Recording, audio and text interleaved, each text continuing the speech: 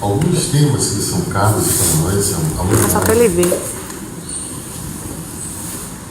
a unidade, a misericórdia,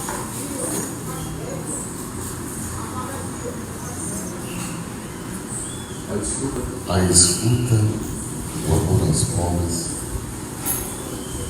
São temas simples, são temas que nos são caros, muito caros. De maneira que, se alguém pudesse ter presente em sua vida a misericórdia, o amor à unidade, trabalhar pela unidade, o serviço aos pobres, a escuta, o empenho na superação dos limites, essa pessoa estaria assim, eu diria, ela estaria próxima a realizar aquilo que nós entendemos por uma espiritualidade da terra, que consiste em trazer para os tempos atuais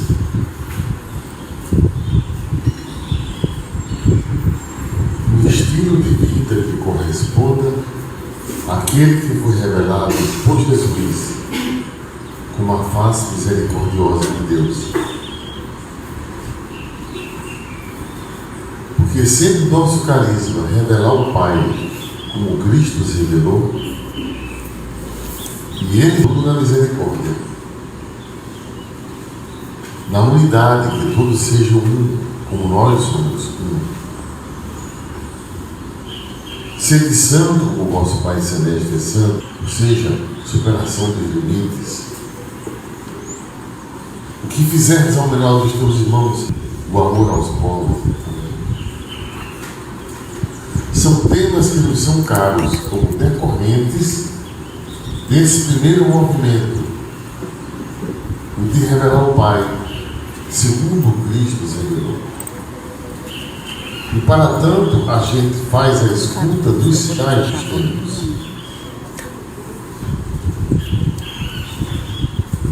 Eu queria então pedir a vocês, no momento, porque é sempre bom escutar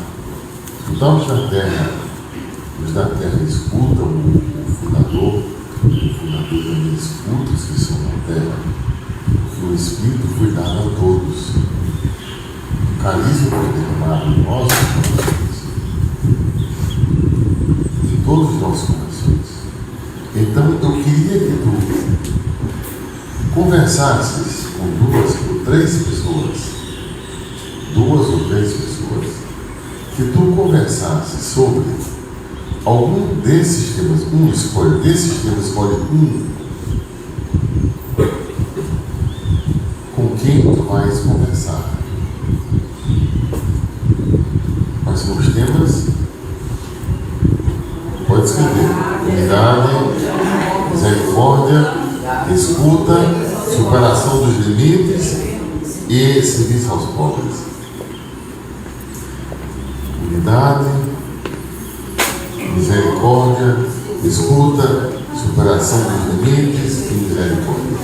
Escolhe um desses temas que nos é tão caro, um deles.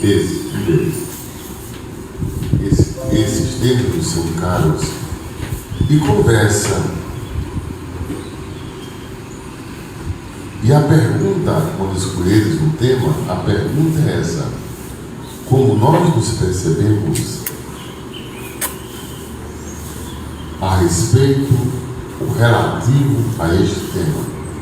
Como nós nos percebemos relativamente, de maneira relativa a esse tema que vocês tiverem escolhido? 2 ou 3? Onde 2 ou 3 se reunirem, né? Foram esses três. O tema a ser escolhido é livre por vocês. Os nomes vai ter. A gente tem a Fundação Terra, aqui, FT. A gente tem o Instituto dos Servos de Deus. E a gente tem a Fundação Terra e os IPAs. Instituto dos Servos de Deus e a Fundação Terra. que a associação de servos de Deus, porque isso vai tender a desaparecer. O agora a Associação Terra vai ser incorporada ao que nós temos hoje como Instituto. Quando a gente tiver o CNPJ próprio do Instituto dos Servos de Deus, societária jurídica e religiosa, então a gente incorpora o que é da associação ao Instituto. Então a gente tem esses três, vocês percebem, são três círculos e eles não têm a ver com o outro. Não tem a ver com o outro. Em algum momento eles se tocam, eles. Certo? Essa parte aqui. Essa parte aqui que está.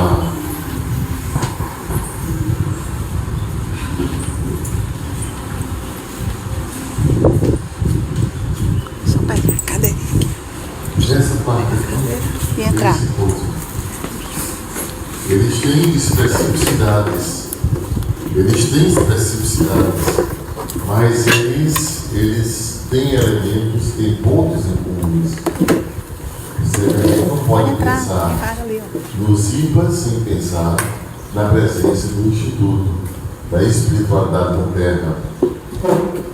Esse lado que move, eu diria que o Instituto, a espiritualidade, é a porta de entrada para toda a obra. As pessoas conhecem a Fundação Terra, conhecem os IPAs, através do sentido das formações, através da espiritualidade.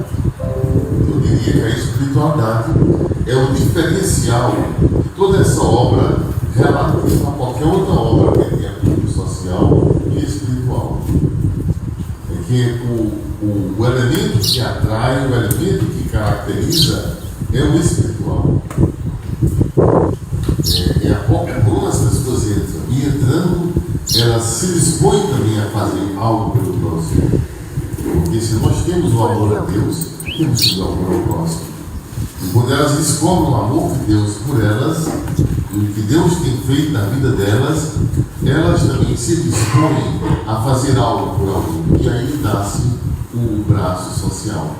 O braço social. A Fundação Terra, atualmente, a Cuveta de Fundação Terra Maragão, daqui a um tempo Fundação Terra Cariri, e depois Fundação Terra de outro local. Uma coisa que percebi ontem também dizendo é que as pessoas que estão viajando para outros lugares, elas têm possibilidade de viver nesses lugares o carisma da Terra. Basta que 2 ou 3 se reúnam em nome do Senhor, Ele estará presente. Por isso que São Paulo, estrategicamente, o próprio Jesus, ele pregava, com a morte de João Batista, ele foi para Cafarnaum. Foi lá em Cafarnaum. Lá era um lugar onde havia bastante pessoas em lugares bem diferentes e passavam por ali. E dali elas divulgavam as experiências que aconteceu naqueles espaços que Jesus vivia.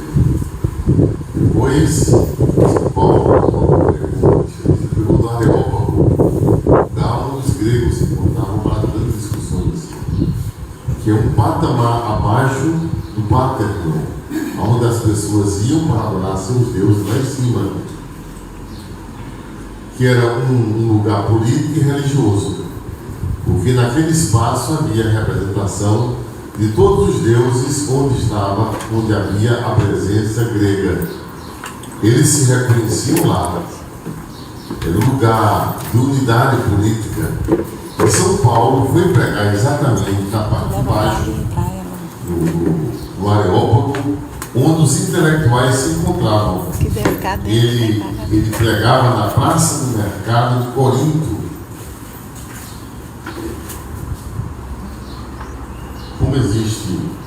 Como existe cearense em toda parte do mundo, segundo dizem, O Altíssimo escolheu Fortaleza como um espaço a partir do qual o carisma da terra seria divulgado. Já pensou? Estratégia dele. Então, assim como a primeira luz da ressurreição foi feita através de mulheres, que chegaria mais rapidamente às pessoas. Padre.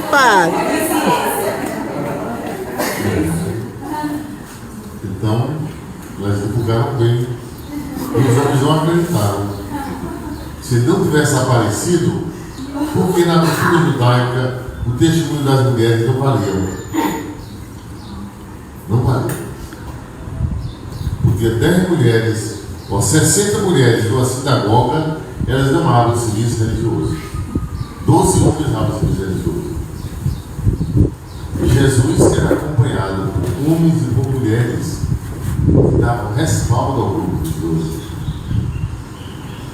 Ao pé da cruz havia um homem e as mulheres estavam aos pés da cruz.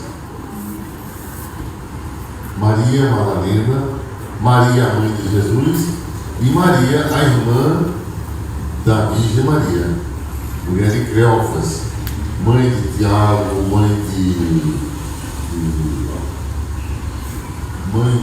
daqueles chamados irmãos do Senhor. André, Judas, Tiago, eles eram Cleófas, a mulher de Cleófas, que era irmã da Virgem Maria. E esses jovens eram chamados irmãos do Senhor. Inclusive Tiago também chamado irmão do Senhor. Era filho de Maria, que era irmã da Virgem Maria. São comentários.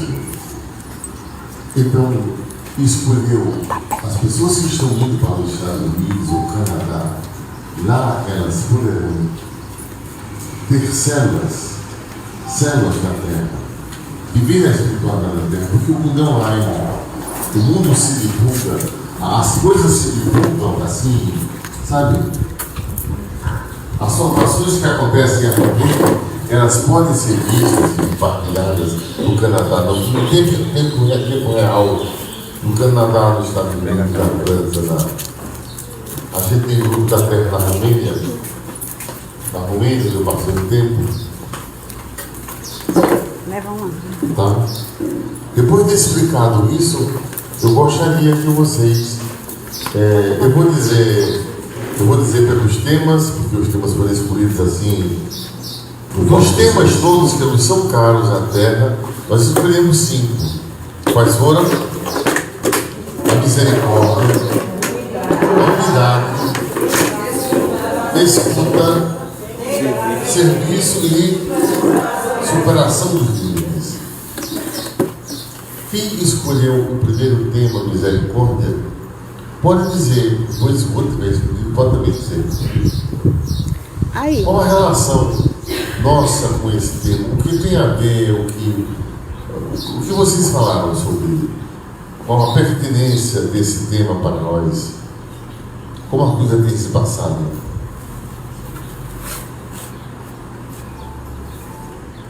Misericórdia. Fizemos um comentário aqui que uma das coisas mais importantes da misericórdia, a ética da alteridade que o Senhor nos ensinou, e você se colocar no lugar do outro.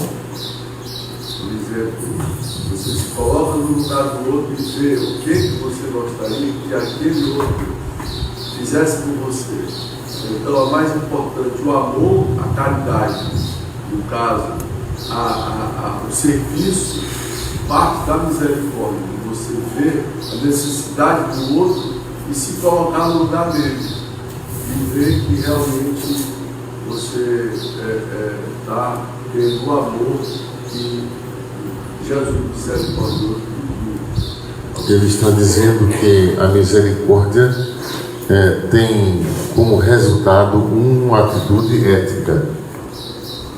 Uma atitude ética de quem se coloca no lugar do outro, de quem é interpelado pelo olhar, pela face do outro.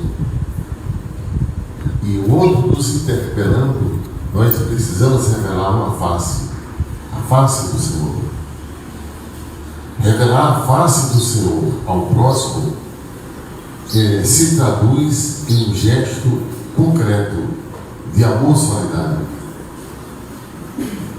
Não ficar só no contemplar, mas no agir. Então, a ética da alteridade é a ética que considera o lugar do outro. E a partir do que o outro está sentindo, vivendo, necessitando, nós revelamos essa face e agimos. De sorte que é a misericórdia, a motivação de todo agir da terra. É a misericórdia, a motivação de todo agir da terra. E essa misericórdia, quando se depara, quando se confronta com o outro, porque a relação é Deus e próximo, lembre-se disso, é Deus e próximo, quando se confronta com esse próximo, resulta daí uma necessidade de revelar o Pai. E o Pai misericordioso é o que foi em busca da ovelha perdida, é o que apresentou como modelo de amor ao próximo o samaritano, que nem era judeu, que nem era religioso do judaísmo, como aquele que teve misericórdia, teve amor para o próximo. Isso é o que nos caracteriza, isso é um diferencial nosso, porque nós não agimos como assistentes sociais, sem desmerecer nenhuma assistência social, mas é profundamente religiosa a nossa atitude. É profundamente religiosa. E parte de uma experiência que se supõe, ou deve ser real, que os da terra têm tido com o Senhor. Se um dia tu alcançaste misericórdia, deves usar a misericórdia. Isso é uma característica da bem-aventurança. É um traço da bem-aventurança. Vocês percebem os desdobramentos, cada vez que a gente tem informação, mas a gente avança na compreensão da profundidade dessa espiritualidade. As suas raízes bíblicas, os seus fundamentos a partir do sermão da montanha. Bem-aventurados misericordiosos, porque alcançarão misericórdia. E tendo ele te amado primeiro, usando de misericórdia para contigo, olhando para o teu irmão, tu vais revelar a face desse, que se dignou voltar para ti a sua face, e te conceder a paz, te abençoar e te guardar, que é a vossa bênção. Aquele que voltou o seu olhar para ti, e usou de misericórdia para contigo, tu vais revelar essa face também ao outro teu irmão. E ao revelar essa face, resulta numa ética, uma atitude, num fazer, num agir, e num agir em que tu ages in persona Christi, na pessoa de Cristo, revelando para ele quem o Pai deu, colocar-se no lugar dele, segundo as necessidades do tempo, segundo as tuas possibilidades. Ou seja, se tu puderes, não podes te negar, não deves te negar. Não é se eu tiver tempo de sobrar, não é do que sobra, não é do que sobeja, mas é partilha. A lição que Jesus deixou foi essa: quando tu ajudares, não é do que te sobra, do que te sobeja, mas é uma partilha, como fez a viúva. Ela deu do que tinha e não do que sobrava. Os outros deram do que sobrava. E esse ato de dar do que sobrava foi repudiado pelo Senhor. É um gesto que cria vínculo, e não de que. Bonita apresentação, gostei da misericórdia e aprofundamos esse tema. Tu já conhece que é de Belo Horizonte, né? Está aqui vindo fazer essa experiência conosco, de participar de formação, de encontro, de estar aqui conosco, e ela deu a palavra agora. Então, bom dia, gente. Eu queria falar exatamente sobre essa experiência e a unidade. primeiro pensar que eu entendo que a unidade, ela parte em primeiro momento da unidade com você mesmo, né? Porque a gente tem nossas quebraduras, nossas mazelas, então o primeiro momento é essa busca de unidade com a gente mesmo. Depois me parece que tem um sentimento de pertença que eu senti muito aqui, né? Assim, é como se, não é além da acolhida, é muito mais do que acolhida, né? Eu fui acolhida maravilhosamente bem aqui, de uma forma extremamente carinhosa, mas eu acho que é mais que isso, né? Eu acho que é um sentimento de pertença em que você sente estando num lugar que parece que você está inteiro ali e que o outro te dá esse lugar. Então eu penso que a unidade, ela fala mais do que ser simpático, mais do que acolher, mais do que ser carinhoso. Ela fala em te dar um lugar de pertença, mas para isso você também precisa permitir que esse lugar de pertença aconteça, né? E que eu acho assim, foi muito interessante. Faço parte dos grupos da Terra há muito tempo, mas a minha experiência de estar num outro lugar fora de Minas foi essa, né? E eu me senti como se Minas aqui estivesse, né? Então eu acho que isso é unidade. Importante, caro, para a Terra é o tema da escuta.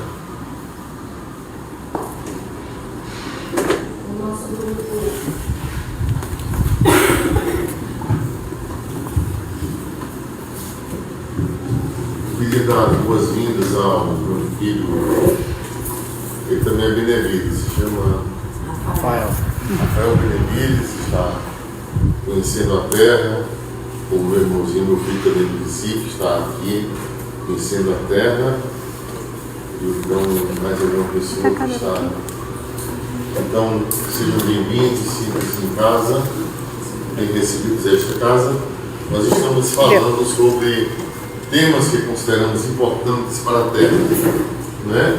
Sejam bem-vindos vocês. A palavra ainda, né? Nós pensamos sobre a escuta, que é difícil poder escutar realmente o outro, mas o que nós pensamos é algo que, como se fosse um segundo, ou seja, um momento seguinte do movimento nosso em direção ao outro, não só para dar, mas para receber. E a gente supõe que quem vai escutar já tenha uma certa condição para isso, para escutar. Não é só ouvir, é saber, é perceber, né, o que o outro está demandando, está pensando, está sentindo também. E aí veio assim à mente a questão, aqueles momentos que Jesus ia ao encontro do outro. Ele perguntava, né? Ele se colocava numa posição de escuta. Então, ele escutava para saber o que o outro precisava. Então, é difícil a escuta, mas eu penso que está havendo, né, esse movimento nosso aqui, como grupo, né, como tentativas de ajudar o outro, de ser misericordioso com o outro também, de ajudar os pobres em todo sentido, escutando, recebendo. Porque nós recebemos muito, mas é o receber de uma forma diferente, né? O receber que vai juntar. E eu penso também que a partir daí existe realmente um encontro. Enquanto nós estivermos só em nós mesmos, não acontece esse movimento, né? Então, a partir disso é que se dá um encontro, a gente conhecer um pouco mais do outro, né? Não só para dentro de nós, mas também para fora, e para que haja esse momento maior do encontro.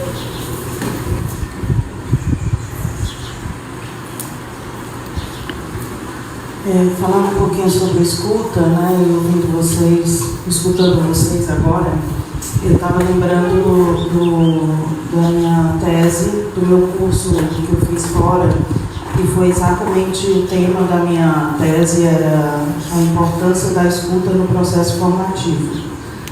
E uma coisa que ficou muito marcado em mim, no meu curso, foi quando o professor falou assim: para se fazer uma escuta, nada mais é necessário a não ser uma total disponibilidade, uma relação verdadeira com Deus e um esvaziamento de si mesmo para que você possa ser preenchida pelo que o outro vai lhe oferecer. Lógico que esse esvaziamento de si para receber o outro, a gente precisa saber filtrar para não ficar também tomada pelo sofrimento do outro, né? Esse aí já é um outro processo. Mas quando surgiu essa questão da identidade pastoral dos grupos da terra, me veio muito essa questão da escuta, porque nosso carisma nasceu a partir de uma escuta, a partir de uma demanda, né, que o padre ouviu. E veio também assim aquela questão de que eu não preciso ter ferramentas psicológicas para responder a quem está me demandando essa escuta. Muitas vezes, como a Valéria falou, a gente só precisa ficar calado. É essa disponibilidade de escutar que é necessária. E essa disponibilidade de escutar, unida à nossa relação com Deus, certamente o Espírito Santo suscita palavras. Porque o padre mesmo, que é, como ele mesmo diz, um padre que escuta, ele diz que ele invoca a misericórdia para poder falar quando ele vai ouvir as pessoas. Então, que os membros dos grupos que vão se disponibilizar a essa escuta não tenham medo.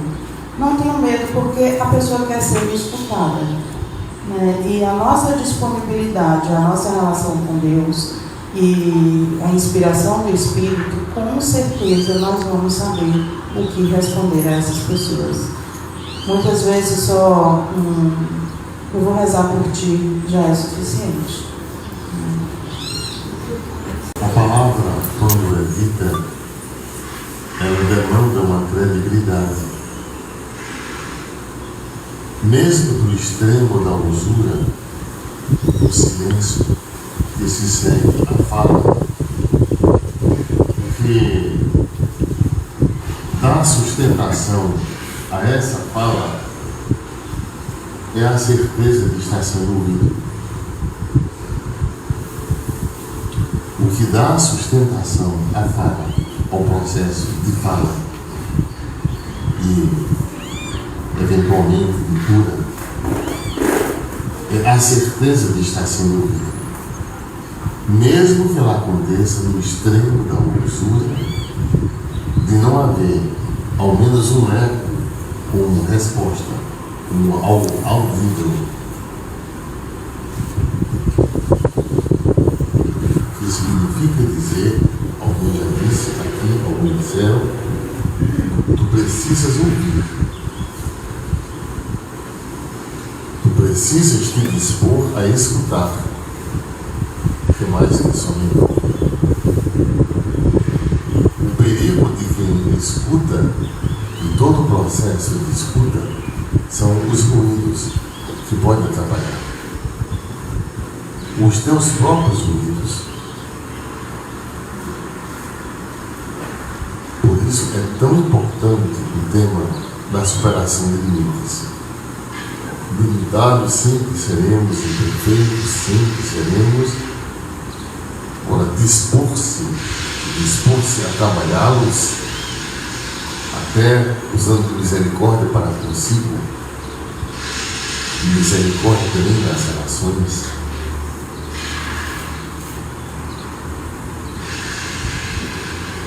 Se tu quiseres escutar, precisas, além da escuta, auscultar. Porque nem tudo está presente na fala de quem se faz ouvido. Há coisas que a palavra não diz pelo seu próprio limite. Depois de tudo dito, resta sempre algo você dizer. E é esse resto que fica, que demanda uma outra fala, até supor-se não ter mais o que dizer.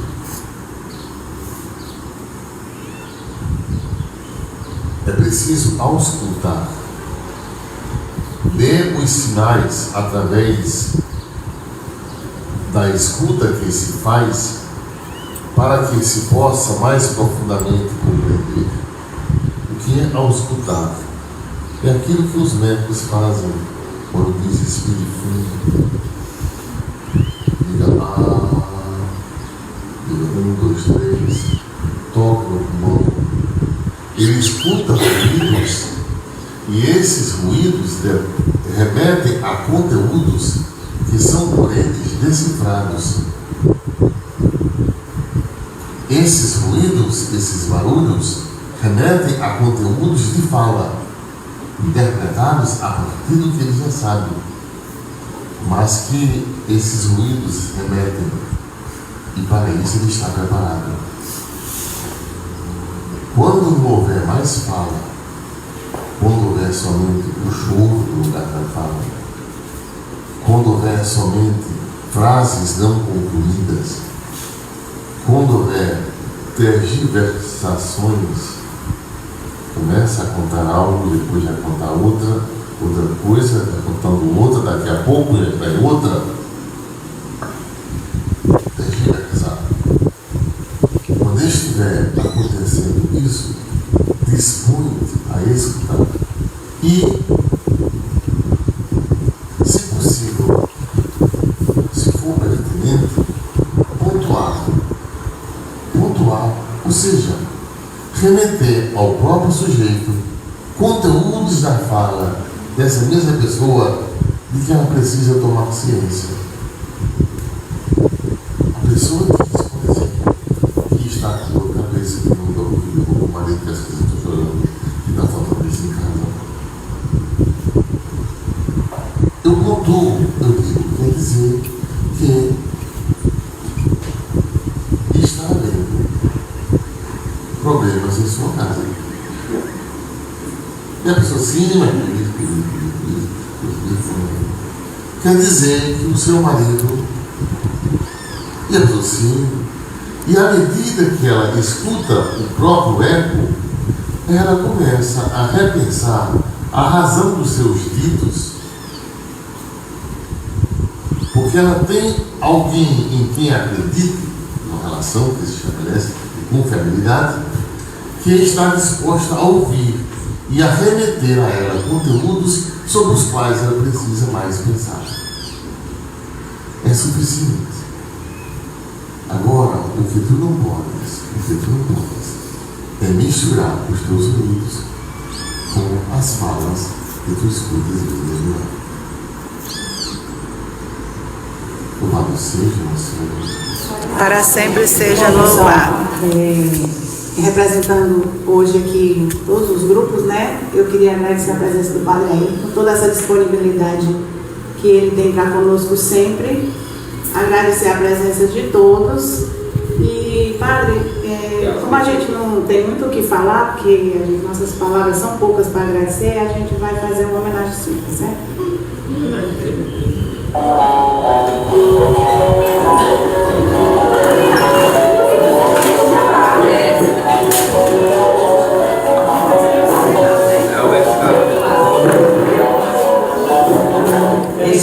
Os cabelos não sabe dizendo coisas que eu grito me ensinando tanto como mundo faço Deus que agora eu sei comigo tá caminhando na vida meu amigo sua vida cheia de histórias marcadas pelo tempo, lembranças antigas, vitórias apaixonadas, alguém por sua voz nascida, me alma muito mais que eu digo. Na alma daquele meu velho, meu amigo, seu passado vive presente nas experiências.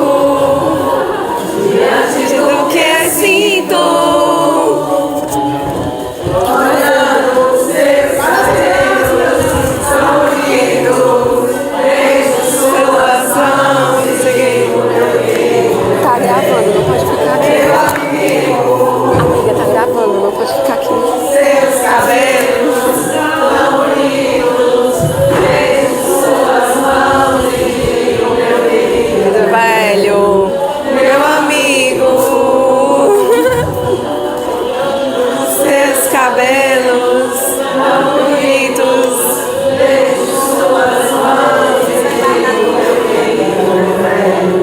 Meu amigo.